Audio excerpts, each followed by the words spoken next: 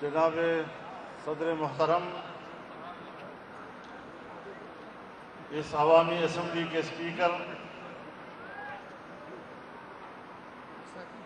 محترم اراکین ایوان، میرے بزرگوں، دوستوں اور بھائیوں،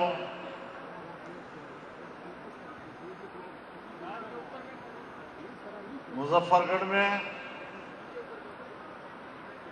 آج جنوبی پنجاب جمع ہے۔ تاحد نگاہ انسانوں کا سمندر ہے جو اس بات کو پاکستان کے سیاہ و سفید کے مالکوں کو اور بین الاقوامی سطح کے جابروں کو یہ پیغام دینا چاہتا ہے کہ ہم نے اس بڑے اجتماع کی وساطت سے فروری 2024 کے عام انتخابات اور ان کے نتائج کو مسترد کر دیا ہے۔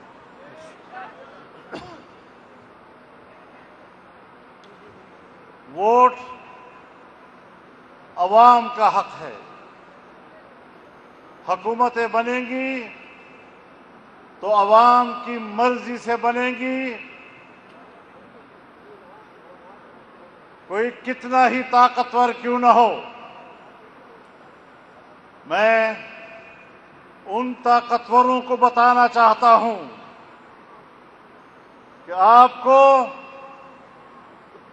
اپنی طاقت کا نشہ ہوگا، لیکن ہمارے پاس قومی غیرت و حمیت موجود ہے۔ ہم تمہاری طاقت کو جوتے کی نوک پر رکھتے ہیں اور علل اعلان کہتے ہیں کہ ہم دنیا میں بھی اور پاکستان میں بھی کسی طاقتور کی غلامی کو قبول کرنے کے لیے تیار نہیں۔ نعرہ تکبیر!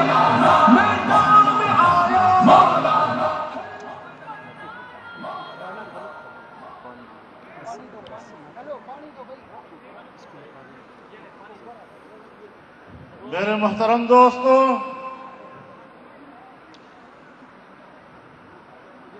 یہ نہیں ہو سکتا کہ تم عوام کے حق سے مذاق کرتے رہو،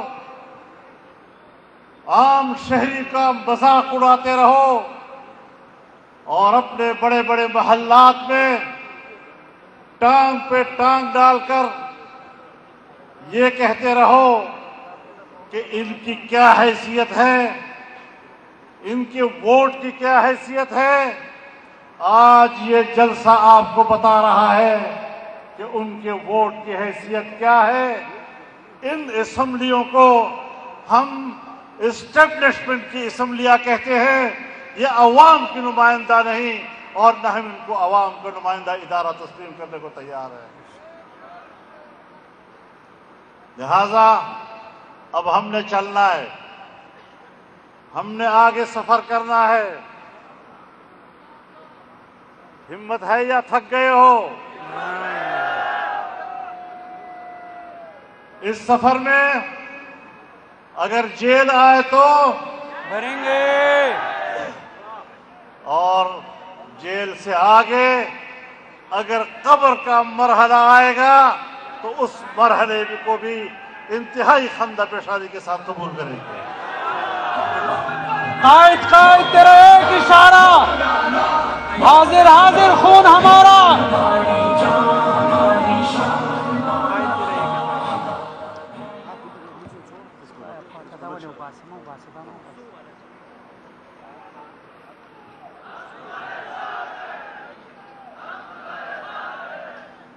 میرے محترم دوستو، ہمیں اداروں کا احترام ہے. ہم پارلیمنٹ کو عوام کا نمائندہ ادارہ سمجھتے ہیں، لیکن اس میں عوام کے نمائندے ہونے چاہیے، اس میں جاسوسی اداروں کے نمائندے نہیں ہونے چاہیے.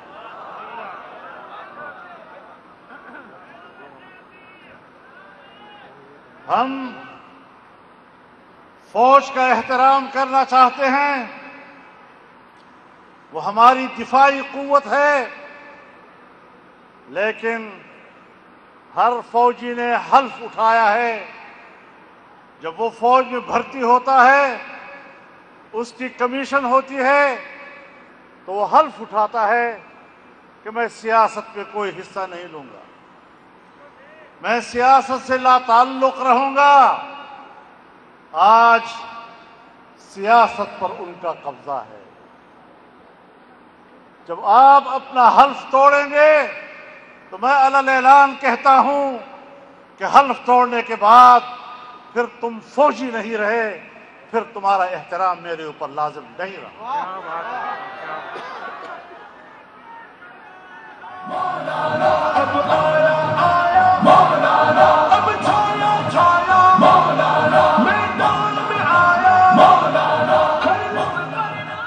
میرے محترم دوستو،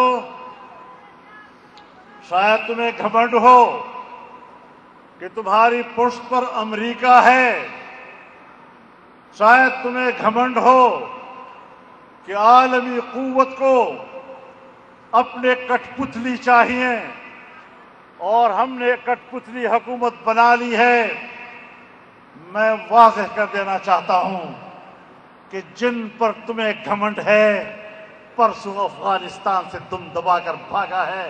اگر افغان قوم ان کو بھگا سکتی ہے اپنی سرزمین سے، تو پاکستانی قوم بھی ان کو اپنی سرزمین سے بھگا سکتی ہے. نعرہ تکبیر!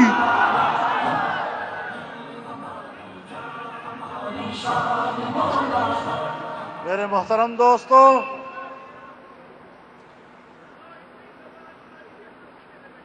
اس ملک کو بنانے میں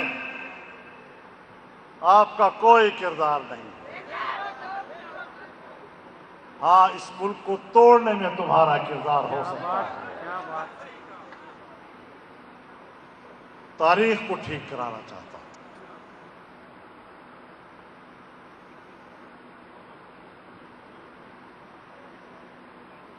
ذرا تاریخ کے اوراق کو پلٹیے اور ان اجتماعات کو روایتی اجتماع مت سمجھیے. یہ لوگ صرف ایک جلسہ کرنے کے لیے اکٹھے نہیں ہوئے، یہ انقلابی جذبے کے ساتھ اکٹھا ہیں اور سیاسی میدان میں آپ کا مقابلہ کرنا چاہتے ہیں، اور سیاسی میدان میں آپ کا مقابلہ کرنا جانتے بھی ہیں.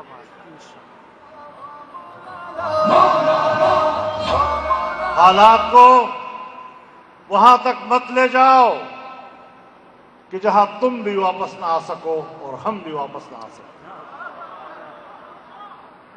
یہ ملک ہمارا ہے، یہ ملک ووٹ کا ملک ہے، یہ ملک بوٹ کا ملک نہیں ہے.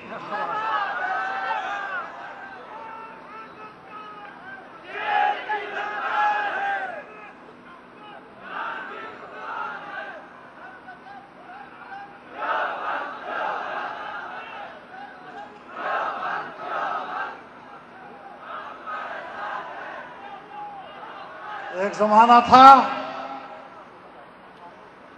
جنرل مشرف پاکستان کے ڈکٹیٹر تھے. ایک دفعہ مجھے کہنے لگے کہ مولانا صاحب مان جاؤ نا، امریکہ آقا ہے، ہم ان کے غلام ہیں نا. میں نے کہا جنرل صاحب، یہ تو میں مانتا ہوں کہ امریکہ آقا ہے، لیکن کردار دو ہیں. ایک تیرے آبا و اجداد کا کردار جس نے آقا کے سامنے سجدہ کیا، اور ایک میرے آبا و اجداد ہیں جنہوں نے ان کی خدائی اور آقائیت کا انکار کر کے اپنے سر تو کٹوا دیے لیکن جھکنے کے لیے تیار نہ ہوئے۔ تجھے اپنے آبا و اجداد کی تاریخ مبارک، مجھے اپنے اکابر و اسلاف کی تاریخ مبارک۔ نعرہ تکبیر! للکار ہے، للکار ہے، للکار ہے، للکار ہے۔ میرے محترم دوستو،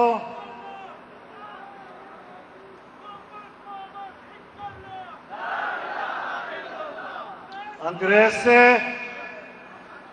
آزادی حاصل ہی ہوئی، انگریز سے آزادی تم نے حاصل نہیں کی۔ جس آزادی پر تم اترا رہے ہو یہ تمہاری عیاشیوں کے نتیجے میں نہیں ملی، یہ انگریزوں کی غلامی میں نہیں ملی۔ 150 سال سے زیادہ عرصہ میرے اکابر و اسلاف کا خون بہتا رہا، ان کے سر کٹتے رہے، وہ سولیوں چڑھتے رہے، تب تمہیں آج کا دن انجام میں ملا ہے اور نتیجے میں ملا ہے، ورنہ تم نے تو ہمیں غلام بنا رکھا۔ سو اگر ہم 100 سال انگریز سے لڑ سکتے ہیں تو انگریز کے بچونگڑوں سے بھی لڑ سکتے ہیں۔ واہ واہ مولانا، واہ واہ خیر واہ۔ بس ایک آپ کو تھوڑا سا حوصلے کی ضرورت ہوگی، ہمت نہیں ہارنی۔ پارلیمنٹ کی طرف مت دیکھو کہ وہاں کتنے لوگ بیٹھے ہیں اور کتنے نہیں، اس میدان میں دیکھو کون بیٹھا ہے اور کتنے بیٹھے ہیں۔ واہ بہت خوب۔ میرے محترم دوستو، جو ملک ہم نے لا الہ الا اللہ کی بنیاد پر حاصل کیا، یہی ایک ہی قوت ہے پاکستان میں جو لا الہ الا اللہ کے سامنے رکاوٹ ہے، جس نے 75 سال میں اس ملک کو اسلامی ملک بنانے میں سیاستدانوں کے کردار کا راستہ روکا ہے، جنہوں نے صرف اسی لیے اپنی مرضی کے پارلیمنٹ بنائے ہیں اور اپنی مرضی کے لوگوں سے پارلیمنٹ کو بھر دیتے ہیں کہ ان کو قرآن و سنت سے کوئی دلچسپی ہی نہیں۔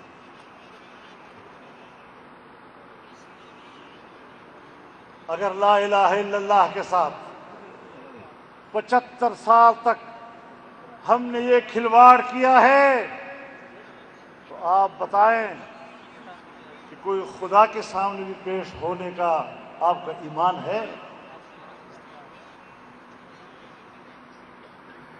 تم نے اسلام سے غداری کی۔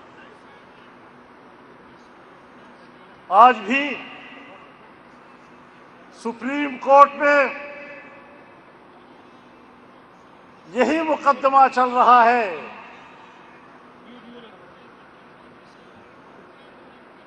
کہ پاکستان میں قادیانیوں ہو، جو بھی ہو، کھلے بندوں ان کو اپنے عقائد کے پرچار کرنے کی اجازت۔ ہم نے اس فیصلے کو چیلنج کیا۔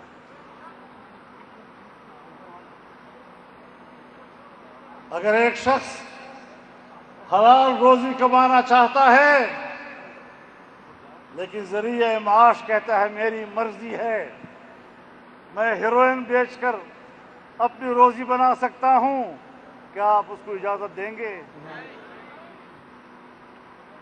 تو یہ پاکستان میں اسلام کے لیے ہیروئنوں کی حکومت کیوں ہے؟ واہ واہ مولانا واہ۔ تم نے جمہوریت کا بیڑا غرق کیا۔ قائد اعظم نے کہا اس ملک میں جمہوریت ہوگی، لیکن جنرل ایوب خان سے لے کر آج تک ہم پر جنرل ہی حکومت کر رہا ہے۔ جمہوریت کا جنازہ نکال دیا ہے۔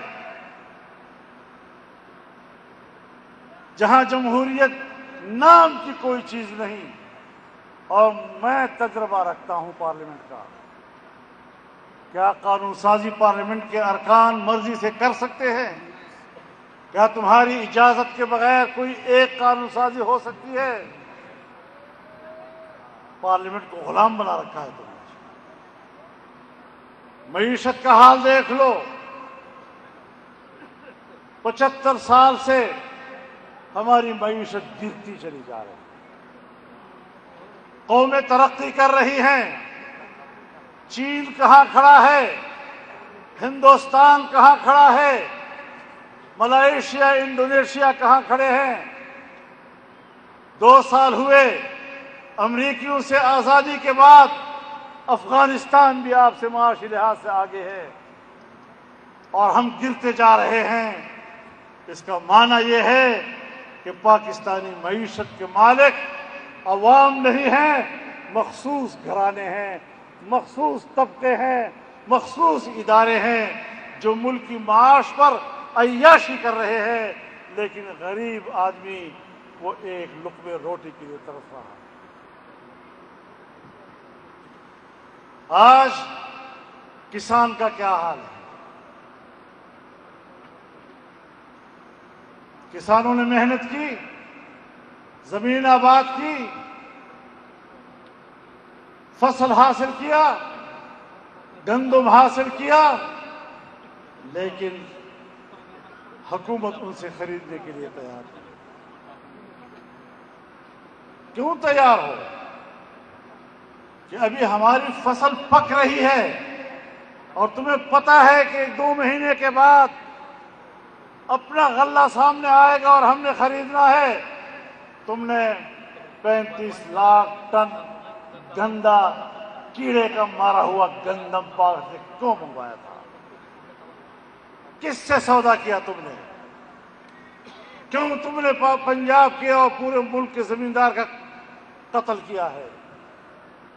اور یاد رکھو، پنجاب کے زمینداروں، پنجاب کے کسانوں، جمعیت علماء وہ جماعت ہے جب سن 1968 میں جمعیت علماء اسلام کا پہلا منشور چھپا تو ہماری قیادت نے سب سے پہلے کسان کا نعرہ لگایا تھا، مزدور کا نعرہ لگایا تھا، غریب کا نعرہ لگایا تھا، اور آج بھی ہمارے منشور میں کوئی ترمیم نہیں ہوئی۔ ہم اسی نظریے پر قائم ہیں۔ بجلی کے بلوں کو دیکھو، غریب کو تہس نہس کر کے رکھ دیا ہے۔ پھر جب احتجاج کرتے ہیں کہتے ہیں تو بغاوت کر رہے ہیں۔ بغاوت ہم نہیں کر رہے، بغاوت وہ طاقتور ادارے کر رہے ہیں جنہوں نے قانون کو اپنے ہاتھ میں لیا ہوا۔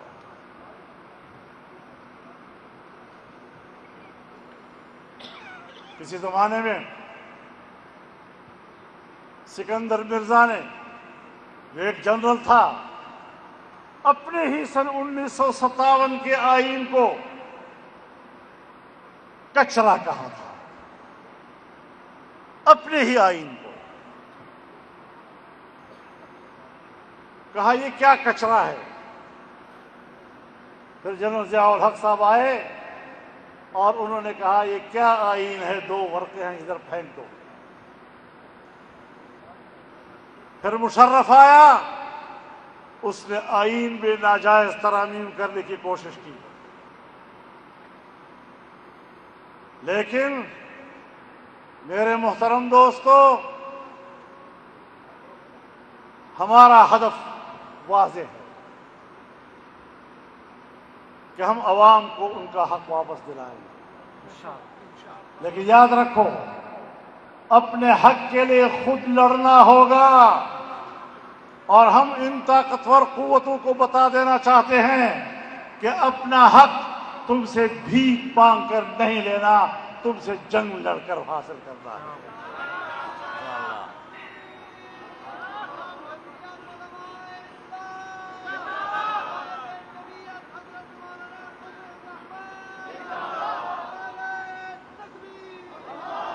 میرے محترم دوستو، تمہاری کارکردگی ہم جانتے ہیں.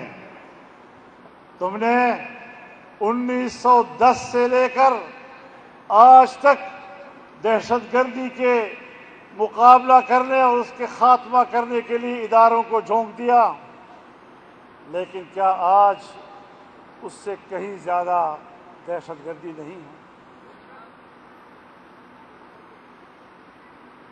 کئی گنا اس میں اضافہ ہوا. اب پردہ چھپاتے ہیں. افغانستان کی حکومت ذمہ دار ہے پاکستان میں دہشت گردی کے لیے. کیوں بھائی؟